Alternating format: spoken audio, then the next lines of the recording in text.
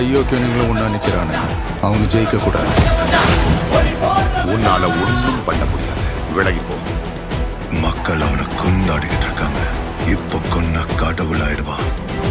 அவனை உயிர் தெழ முடியாத சிலுவையில அறையணும்.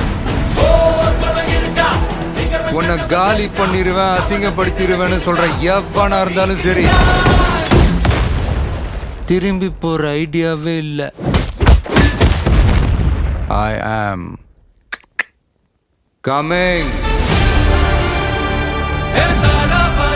மக்களுக்கு நல்லது பண்றதுக்கு அரசியலுக்கு வாங்கடா, கொள்ளை அடிக்கிறது கொலை பண்றதுக்கு அரசியலுக்கு வரீங்க.